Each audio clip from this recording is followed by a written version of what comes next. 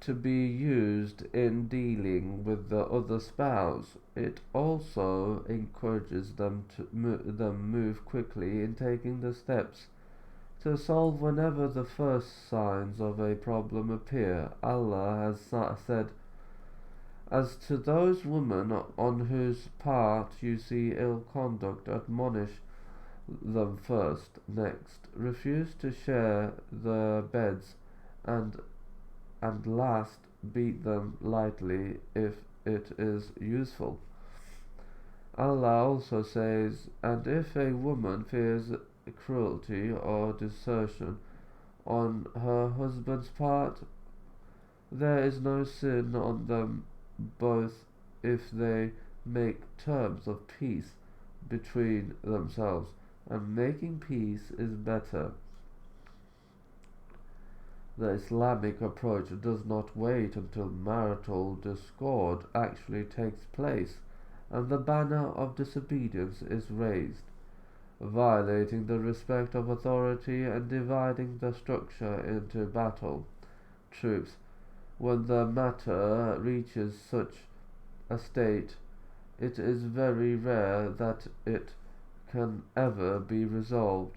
The cure must be resorted to as soon as the signs of recalcitrance start to appear, and before it is allowed to fester, as it is very dangerous to leave it and allow it to allow it to produce its evil. For this foundation there can be no stability or tranquility with such recalcitrance. In addition, one cannot properly raise a family in such a setting, especially during the critical times for the youngsters. After that can only lead to the destruction of the entire edifice. Growing up in such an environment results in psychological and physical harm, as well as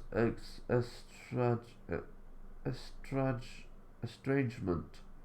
Thus, the issue is very serious.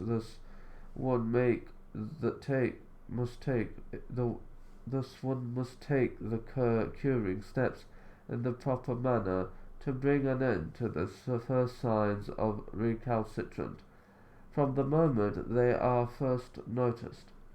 Solving recalcitrance on the part of the wife. Allah has said, "As to those women on whose part you see ill conduct, admonish them first, next refuse to share their beds, and last beat them lightly if it is useful, but if they return to obedience, seek not against them means of annoyance. Surely Allah is ever most high, most great.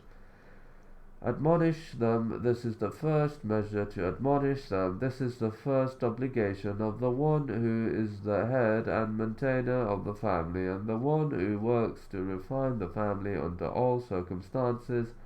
He is ordered by Allah. O you who believe, ward off from yourselves and your families a fire, hell, whose fuel is men and stones." But in the particular case of a wife's recalcitrance, the husband is guided to a particular direction for the purpose of a particular goal,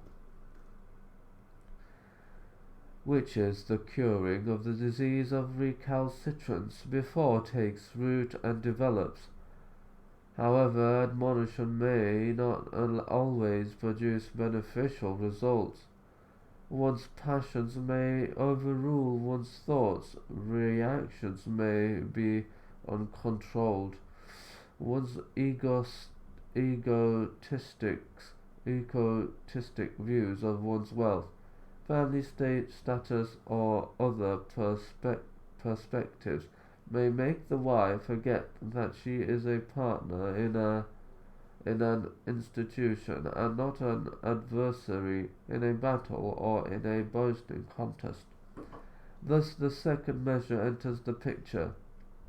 This is a gesture of dignity on the part of the man in which he demonstrates that all those values that the woman uses to state her superiority or to put her above the partner in authority in this institution.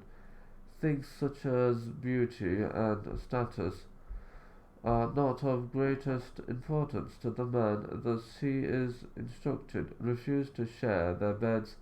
It is in the bed that the woman's temptations are the greatest, which she can use to override his authority if the man is able to demonstrate that he can overcome the impulses pushing him to succumb to this.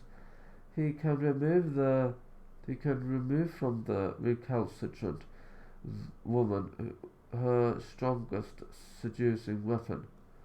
This measure is supposed to be done in a very specific way. He avoids her in the bed.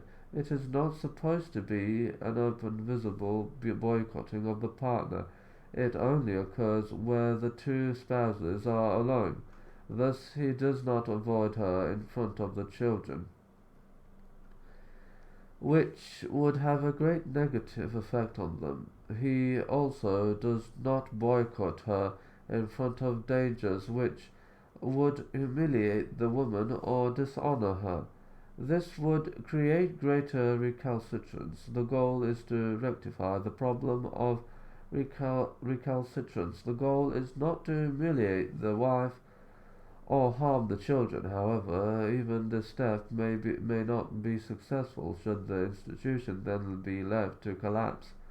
There is yet another measure which is harsher, but it is less harsh and less grave than destroying the entire institution through recalcitrance.